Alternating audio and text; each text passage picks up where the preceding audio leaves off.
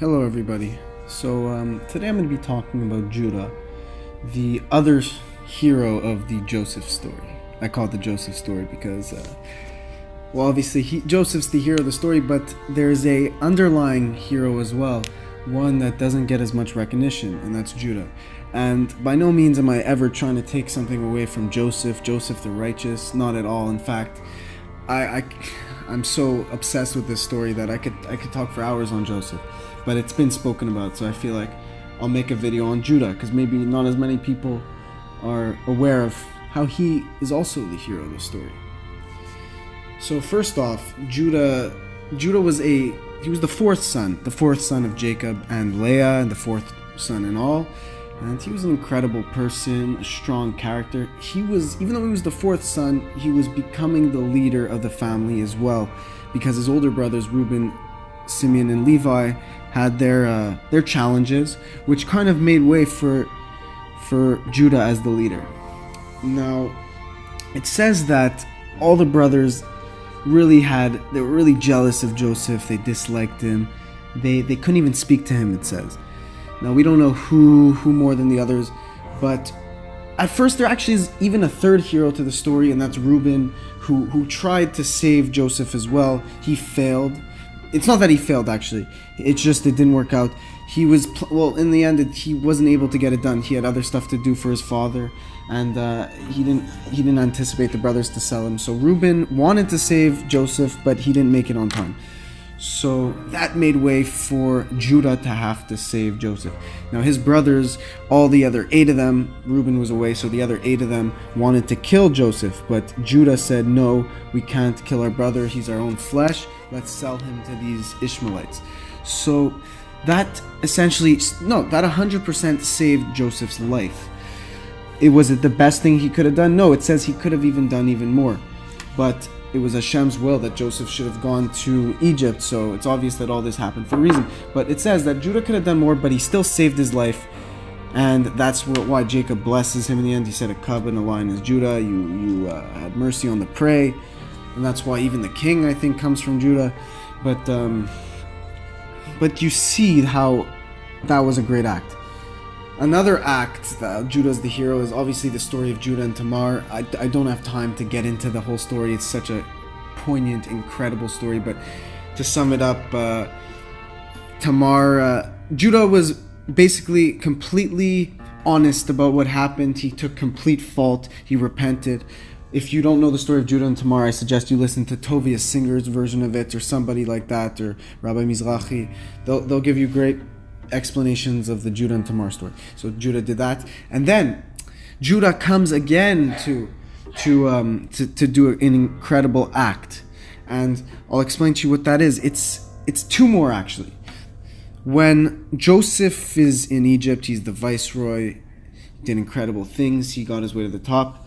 The famine begins, and his brothers in Canaan they're struggling, and their father sends them down to buy some grain, and Joseph knows it's them. They don't recognize Joseph.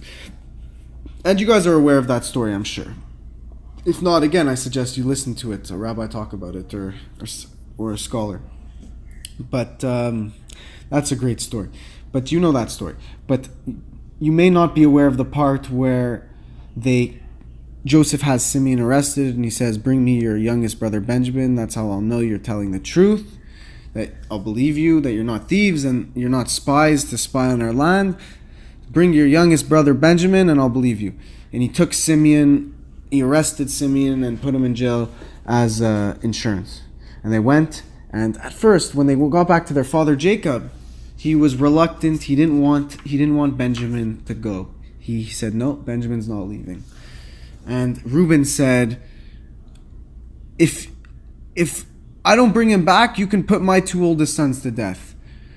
And then Jacob's words from the Midrash, from the oral tradition, it says this. It says, if Jacob says, what's my oldest son talking about? He's telling me if I don't bring back Benjamin, to put his sons to death? What is that? His sons are my grandsons. Are his sons not my sons also? But then Reuben, he said, forget about it. Judah then said, listen, please let us go. Let us bring Benjamin so we won't die, so we can get food. And I promise you I'll bring the boy back. He says, if I don't, I'll take the blame throughout in front of you for my entire life and my world to come. Believe me, I'll bring him back. And you see the strength on Judah's part. You see the honesty, the way he really gets the job done. Judah's an actor. He gets the job done. He's not a thinker. He is a thinker, obviously, but he's an actor. He gets it done. Judah, by the way, lost his 2 sons even before this, so he knows what it's like. He knows he didn't have it easy for a second, really. So and then the final act, the heroic act of Judah, is that when Joseph said he put the cup in Benjamin's bag, and he was testing the brothers to see if they changed, and he said, no, Benjamin's going to be my slave. You guys all go home. You didn't do anything. Benjamin's going to be here with me as a slave and work because he stole. And then Judah gets up and yells, no. He raised his voice. He's throwing stones. He said, no, take me. I'll be your slave for the rest of your life. I can't let my brother go back to my father and it'll make his head go into the grave.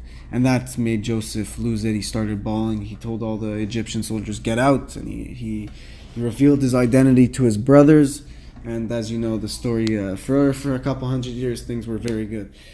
And but it's just that just shows what Judah did. He was willing to give up his life for his brothers and his father. He really felt bad about what happened to Joseph. It said after he sold Joseph, it said Vayared Yehuda, which means Judah went down. And there's multiple definitions for this. One, Judah went down in the view of his brothers, because another one, he went down, he fell to the ground, he was depressed. Another one, he went down, he went south, and it says he went to look for Joseph, some people may say. I saw one source. I don't know about if that's universally accepted, but I saw one source that said he went down as in he went south to look for his brother. So we see Judah. Obviously, Joseph's the obvious hero of the story, and he's beyond words. The story. It's one of my favorite stories from the entire Bible and history. But so he's the obvious hero, and everyone knows, and everyone's fascinated by him. But in addition to him, there's also his brother. His older brother is also fantastic, and that's Jacob, the father, blessed him. He said, your name's going to will live on forever. The kings will come from you. The Messiah will come from you. And by his name living on forever, you just have to think Judah. What's Judah? Jews. Yehuda is in Hebrew, and Jews are Yehudim. Yehuda, Yehudim. Judah, Judaism.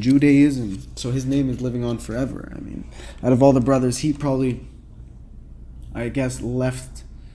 Joseph is obviously the most memorable, but in terms of from the Bible, like you think of him probably more often than you think of Judah.